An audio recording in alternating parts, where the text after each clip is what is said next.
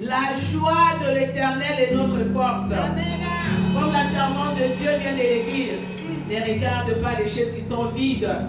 Regarde qu'à côté de toi, il y a un ange de Dieu qui est assis. Écoutez la parole de Dieu ce matin. Alléluia. Alléluia. Nous allons chanter gloire.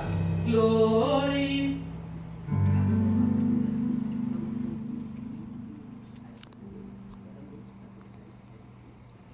Alléluia. Alléluia. Dieu est grand, Dieu est bon, Dieu est merveilleux ce matin. Je décrète que je déclare que le diable est un menteur. Il peut venir avec des combats, il peut venir avec des attaques dans nos vies. Mais je décrète que je déclare au nom de Jésus-Christ de Nazareth que le diable est un menteur au nom de Jésus-Christ. Parce que ce matin, la joie de l'Éternel est notre force. Je le dis et je le déclare tout haut au nom de Jésus Yahweh. Alléluia.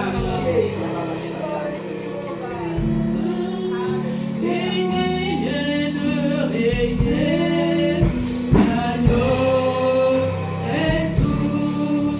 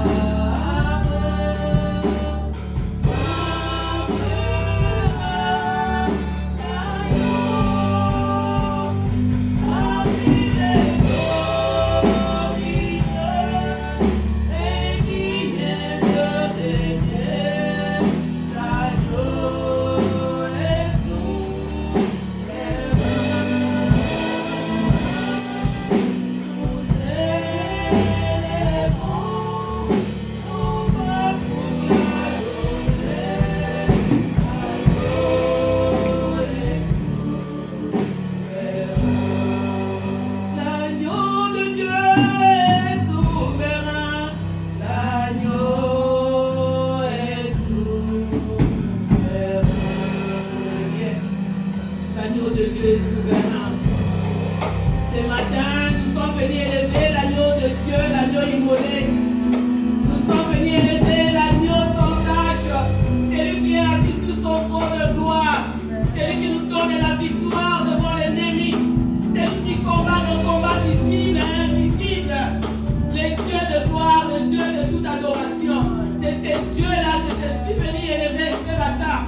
C'est ces dieux-là que je suis venu magnifier ce matin. C'est ces dieux-là que je suis venu élever en ces lieux. Les dieux d'Abraham, les dieux d'Isaac, les dieux d'Israël. C'est lui qui n'est sommet ni n'est d'or. C'est lui qui dit quelque chose et la chose s'accomplit. C'est lui qui a dit sur la croix que tout était accompli. Oh Dieu, Dieu est l'agneau souverain. Reçois la gloire, reçois l'adoration. Ce matin, Yahweh, nous voulons te bénir à travers Yahweh, la parole que tu as mise dans ma bouche, oh Dieu. À travers la parole que tu as déposée en moi, oh Père éternel. Laisse que cette parole, oh Dieu, apporte la victoire. Laisse que cette parole apporte la solution. Laisse que cette parole, Seigneur, de toi guérisse. Laisse que cette parole instruise. Laisse que cette parole change et restaure et transforme de vie, oh Dieu de gloire. Et laisse qu'à travers cette parole, que toi seul, que tu puisses te manifester avec grandeur, avec puissance. Je l'ai dit, je le déclare au nom de Jésus-Christ de Nazareth. Alléluia, alléluia, bien-aimé. Amen, amen, amen. Alléluia. Alléluia, bien-aimé dans le Seigneur. Alléluia. Alléluia. Je bénis le nom de l'Éternel ce matin, bien-aimé. Parce qu'il nous a donné la force, il nous a réveillés, il nous a donné la santé. Et nous sommes là dans la présence de Dieu ce matin. À cause de la grâce de Dieu, à cause de la grandeur de Dieu, à cause de son amour et de ses bontés. C'est pourquoi nous sommes là ce matin. C'est pourquoi nous avons la force de faire tout ce que nous allons faire aujourd'hui. C'est pourquoi nous devons bénir notre Dieu. Nous devons le glorifier. Nous devons l'adorer. Et nous devons l'aimer en premier. Parce qu'il est notre Dieu. Quels que soient les temps que tu traverses, bien-aimé. Quelles que soient les difficultés de ta vie, bien-aimé. Ne vois pas, ne regarde pas ces difficultés, bien-aimé. Vois l'amour de Dieu. Et vois la fidélité de Dieu. Et lorsque toi tu verras l'amour de Dieu et tu verras la fidélité de Dieu, et tu seras vainqueur.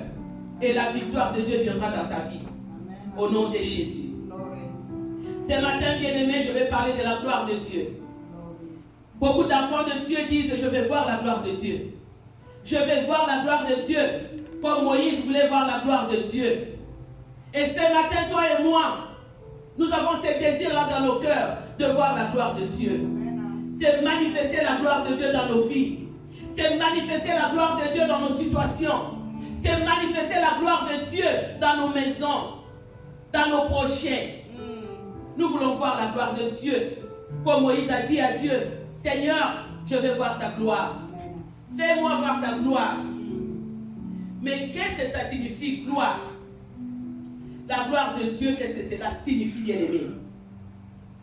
La gloire de Dieu signifie tout simplement, en hébreu, quand je lisais hier la Bible, on dit que la gloire de Dieu, en hébreu, ça s'appelle kabod. Kabod qui signifie le poids, quelque chose qui a un poids, quelque chose qui est lourd, lourde. Donc quelque chose qui pèse.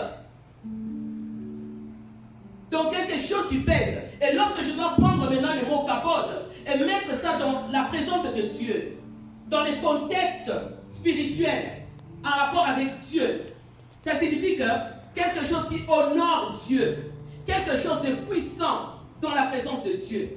Donc, kabod, qui signifie la gloire, signifie tout simplement la manifestation de la sainteté, de la puissance de Dieu, de la grandeur de Dieu dans nos vies. Et c'est ça la gloire de Dieu, bien-aimé. Alléluia, bien-aimé. Amen. Nous allons prendre nos Bibles dans les livres d'Exode 33. Nous allons lire ces passages dans Exode 33, versets 17 jusqu'à 19. On va voir ce que la Bible nous dit au sujet de Exode 33, 17 jusqu'à 19. Exode 33, verset 17 jusqu'à 19, bien aimé. Amen. Amen. Nous allons lire la Bible, bien aimé. Au nom de notre Seigneur Jésus-Christ, nous allons nous mettre debout pour honorer la parole de Dieu, bien aimé. Car la parole de Dieu est Dieu lui-même. La Bible nous dit ceci, bien aimé, dans le livre d'Exode 33, 17 jusqu'à 19. La Bible nous dit ceci. L'Éternel dit à Moïse, je ferai ce que tu me demandes, car tu as trouvé grâce à mes yeux, et je te connais par ton nom. Et Moïse qui répond à Dieu ceci, fais-moi voir ta gloire. L'Éternel répondit, je ferai passer devant toi toute ma bonté, et je proclamerai devant toi le nom de l'Éternel. Je fais grâce à qui je fais grâce, et miséricorde à qui je fais miséricorde. Amen, bien-aimé. Moïse a demandé de voir, on peut s'asseoir dans la présence de Dieu. Moïse a demandé de voir la gloire de Dieu dans sa vie. Moïse voulait voir la gloire de Dieu. Moïse qui conduisait le peuple de Dieu. Il voulait voir la gloire de Dieu et Dieu s'était manifesté dans la vie de Moïse. Lorsqu'on parle de la gloire de Dieu bien-aimé, on parle de sa puissance, on parle de sa grandeur. Parce que lorsque Dieu agit dans nos vies, dans nos situations, il met tout son poids de sa sainteté, de sa grandeur dans nos problèmes. L'autre fois, le pasteur parlait ici de la femme qui était dans le coma. Cette femme ne pouvait pas marcher. Cette femme-là, quand elle est sortie du coma, elle ne pouvait pas bouger ses membres. Elle ne pouvait pas se tenir debout. Mais ils sont allés dans la prière. Ils ont demandé à Dieu de guérir la sœur qui était malade. Ils ont demandé que Dieu touche cette personne qui était malade. La Bible nous dit que la main de Dieu n'est pas courte pour toucher. La Bible nous dit que la main de Dieu n'est pas courte pour guérir. Mais la gloire de Dieu était descendue dans la vie de cette femme. C'est cette gloire-là qui a fait que cette femme puisse marcher. Cette femme-là puisse se tenir debout. Et Dieu avait agi avec tout son poids. Il a agi avec tout son poids. Il a agi avec toute sa grandeur. C'est pourquoi au début je vous ai expliqué que la gloire de Dieu signifie, kabod qui signifie un poids, quelque chose de lourd. Donc Dieu, lorsque Dieu agit dans nos vies, lorsque Dieu vient toucher nos vies, il les touche avec puissance, avec grandeur. Amen, bien-aimé. Moïse nous dit ici que il dit à Dieu, je veux voir ta gloire. Dieu, je veux voir ta gloire. La gloire de Dieu, c'est la présence de Dieu lui-même. On ne peut pas voir la présence de Dieu, on ne peut pas voir la gloire de Dieu, on ne peut pas entrer dans la gloire de Dieu parce qu'on entre dans la présence de Dieu. Et lorsque tu entres dans la présence de Dieu, tu vois Dieu. Tu vas mourir parce que personne ne peut voir Dieu. Mais Moïse voulait voir la gloire de Dieu. La gloire de Dieu est la personne propre de Dieu. Elle se manifeste par sa présence. Elle se manifeste par sa grandeur et par sa puissance. C'est ça la gloire de Dieu. Et lorsque Dieu s'était manifesté dans la vie de Moïse, il s'était manifesté comme Yahweh, le Dieu qui est présent. Le Dieu qui est présent dans toutes les circonstances de Moïse, il était là. Dieu a conduit Moïse. Dieu s'est manifesté dans la vie de Moïse. Il a manifesté sa gloire au travers des circonstances et les difficultés que Moïse a traversées. Même lorsque Moïse est arrivé devant la mer Rouge, Moïse avait tendu ses mains vers l'Éternel. Il a dit, Seigneur, je veux voir ta gloire. Je veux voir ta gloire devant cette mer Rouge. Et Dieu avait manifesté sa grandeur. Dieu avait manifesté sa puissance en ouvrant la mer Rouge en deux. Pour que les peuples d'Israël sortent et traversent. C'est ça la gloire de Dieu. C'est ça la puissance de Dieu, bien-aimé dans le Seigneur. Pour que Dieu apaise une tempête dans ta vie, il faut que tu passes par cette tempête-là. Il faut que la tempête vienne dans ta vie. Il faut que tu vives cette tempête-là. C'est là où tu vas aller dans la présence de Dieu, tu vas dire, Seigneur, je veux voir ta gloire. Comme les apôtres qui se retrouvaient dans la barque. Lorsque la tempête a commencé à se manifester, lorsque la tempête a commencé à menacer la barque, les disciples ont pleuré, bien-aimés, amen, bien-aimés. Les disciples ont commencé à s'agiter. Les disciples ont commencé à boucher. Jésus, Jésus, Jésus. Et pourtant, Jésus était dans la barque. Jésus était là présent. C'est comme ça avec nous.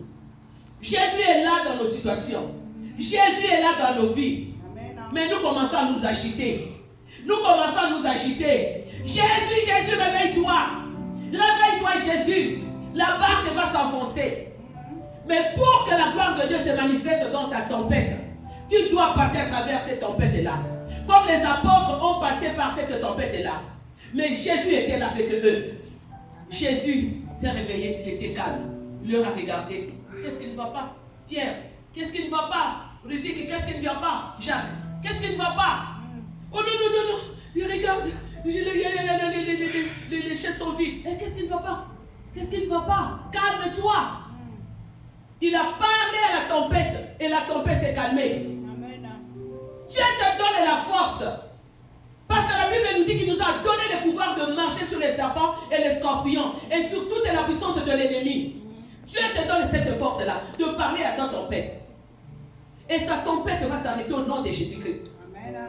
Tu ne dois pas avoir peur de la tempête. C'est vrai, la tempête peut venir. La tempête peut être grande. La tempête peut te secouer. La tempête peut t'ébranler. Mais Dieu te demande aujourd'hui, n'aie pas peur. Passe à travers cette tempête-là. Jésus est là avec toi. Amen, bien-aimé. Pour voir les montagnes s'aplanir dans ta vie, tu dois être en face de ces montagnes-là. Tu dois être en face de ces montagnes-là pour que ces montagnes-là s'aplanissent dans ta vie. Mais sache que Dieu est toujours là. Jésus est toujours là.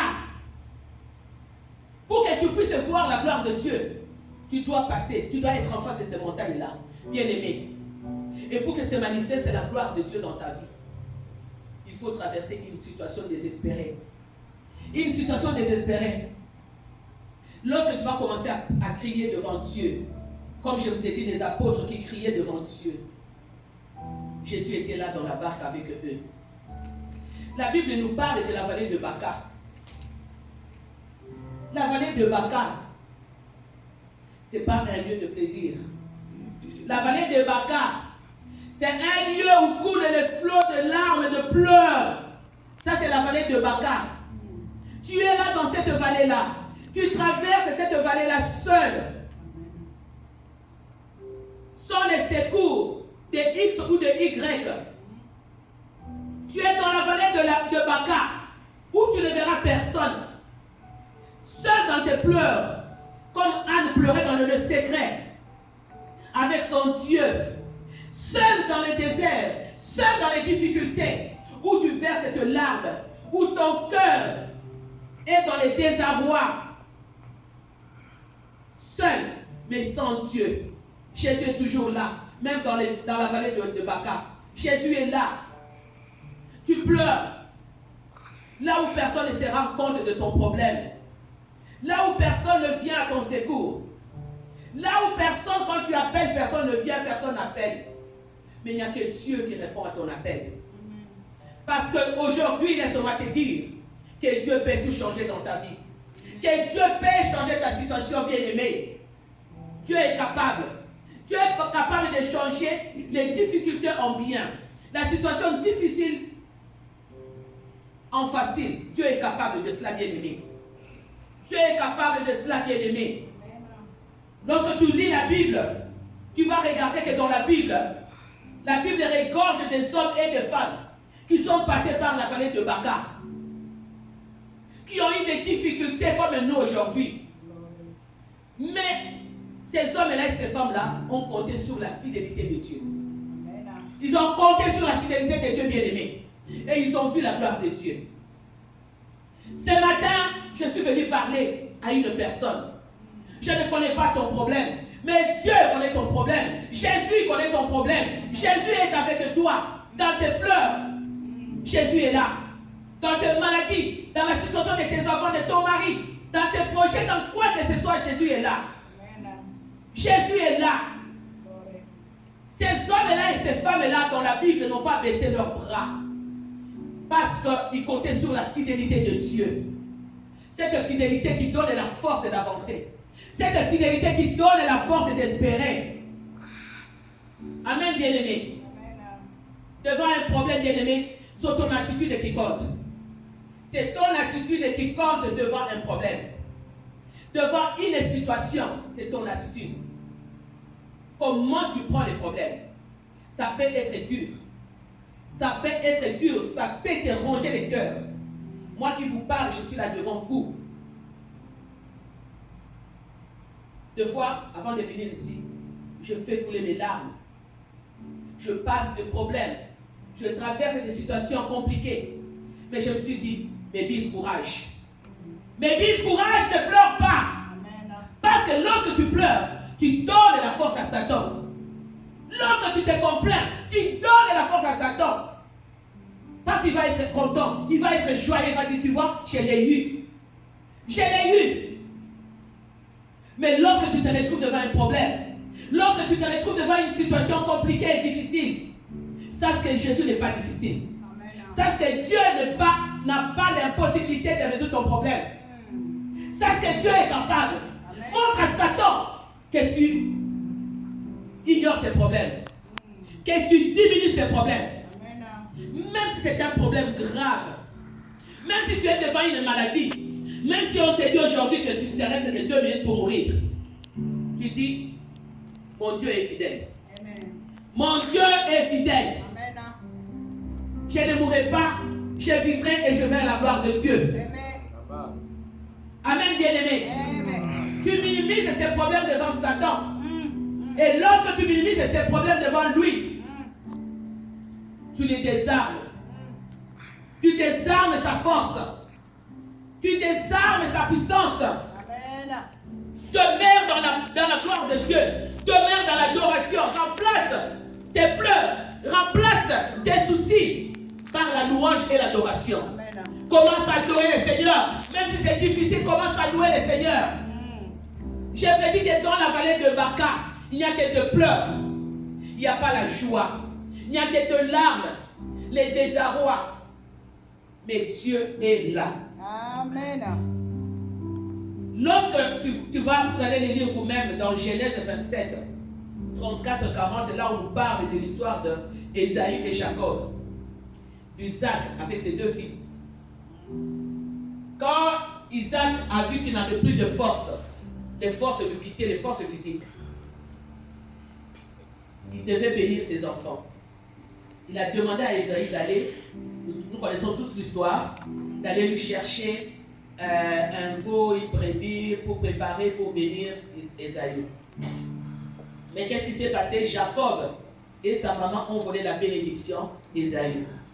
Quand Ésaü est rentré vers son père, Ésaü a dit à son père, mais où est ma bénédiction?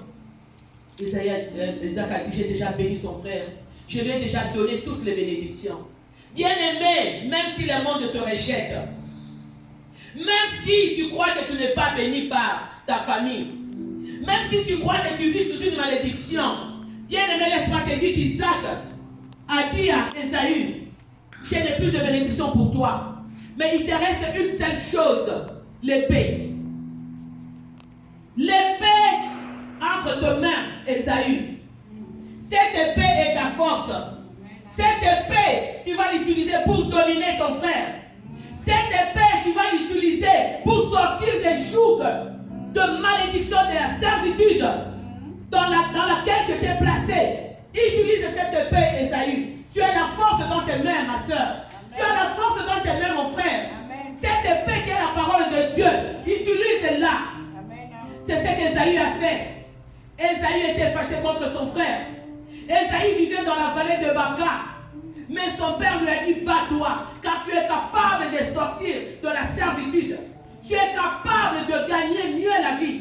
Tu es capable de t'enrichir. Même si je ne t'ai pas béni, tu es capable.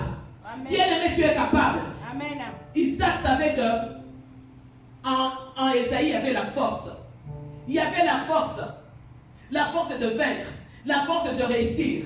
Bien-aimé, Dieu aussi sait quand nous avons la capacité de vaincre l'ennemi, la capacité de vaincre nos problèmes, quelles que soient les difficultés de nos vies.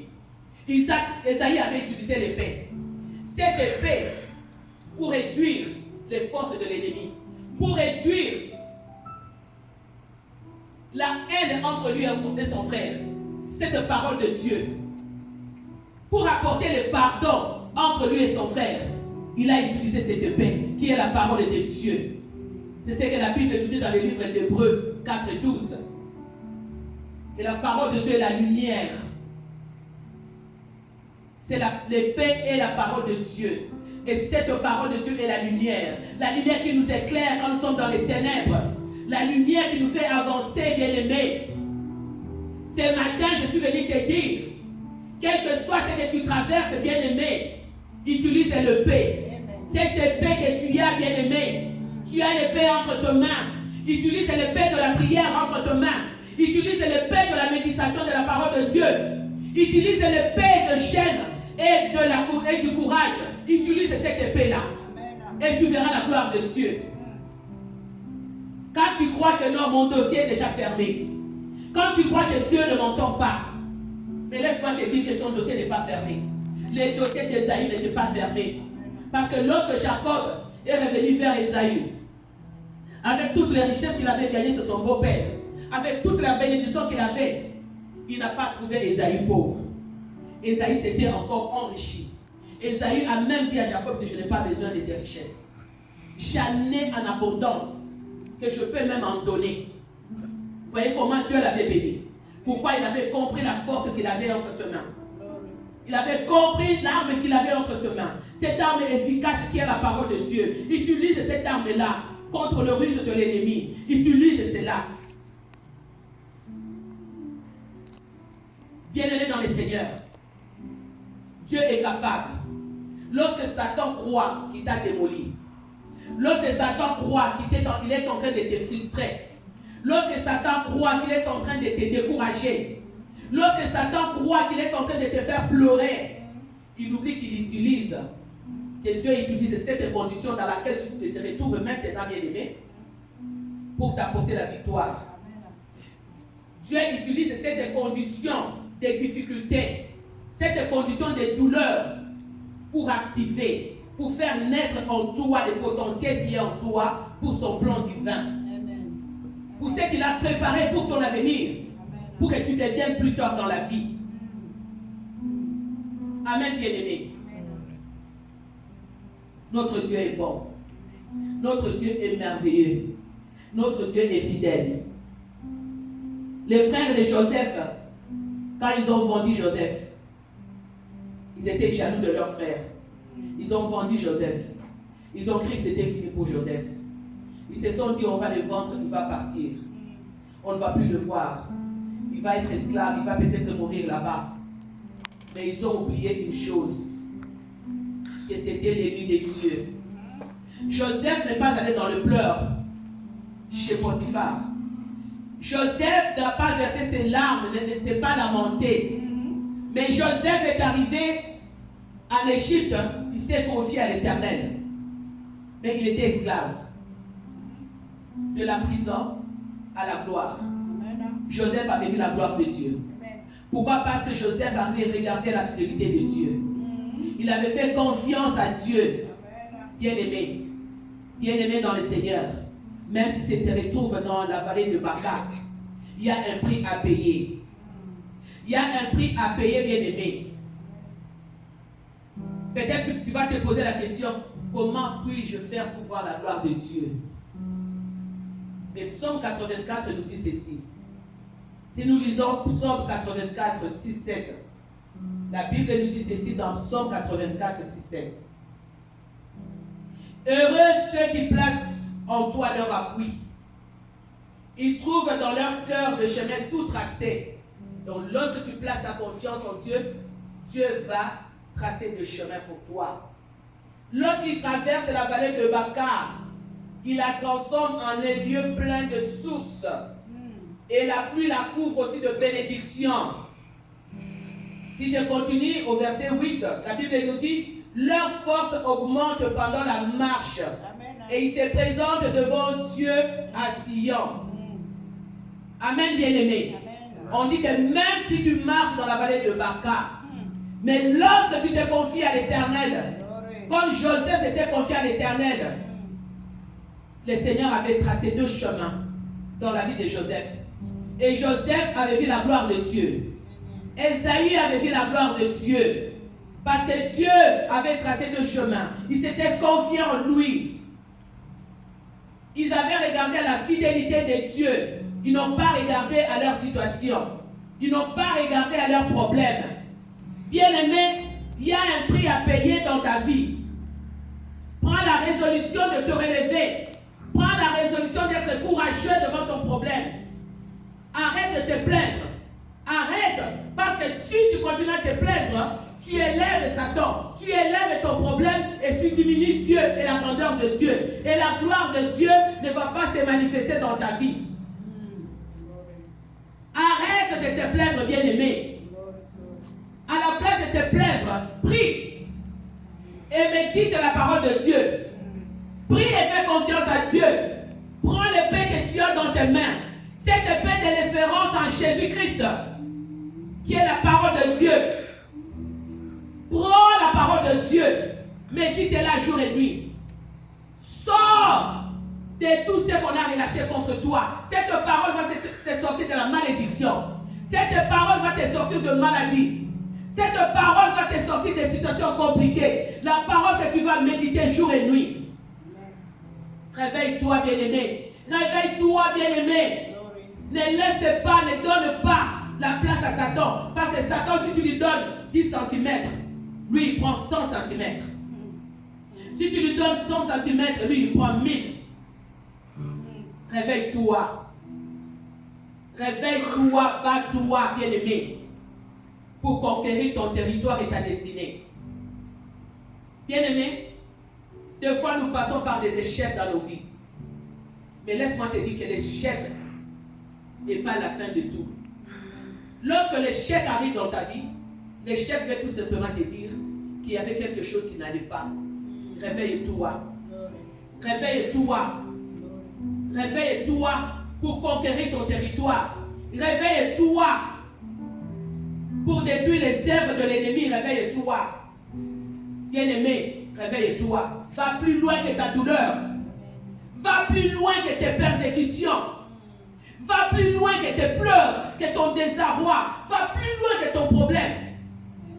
Et ces problèmes-là, ton désarroi, ce sont des chapitres que Dieu va utiliser pour réécrire ton histoire. Pour réécrire ton histoire, tes douleurs, ta souffrance, tes problèmes. Ne laisse pas Satan utiliser cela contre toi. Parce que si tu laisses Satan, tu dors.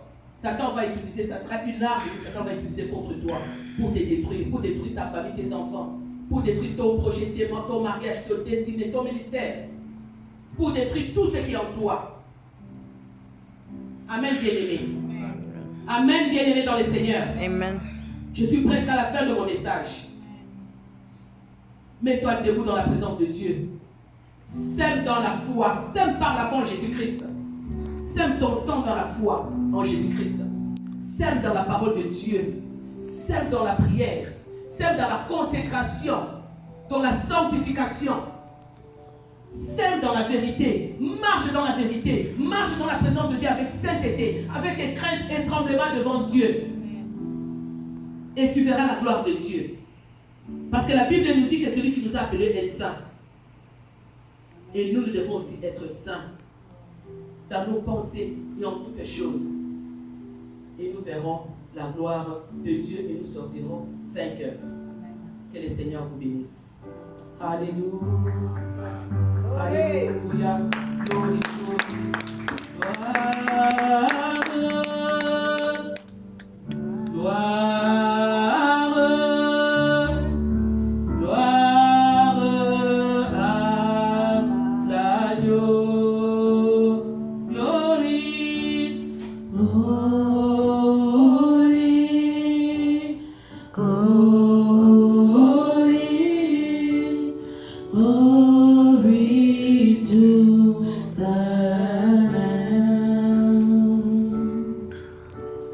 Oh.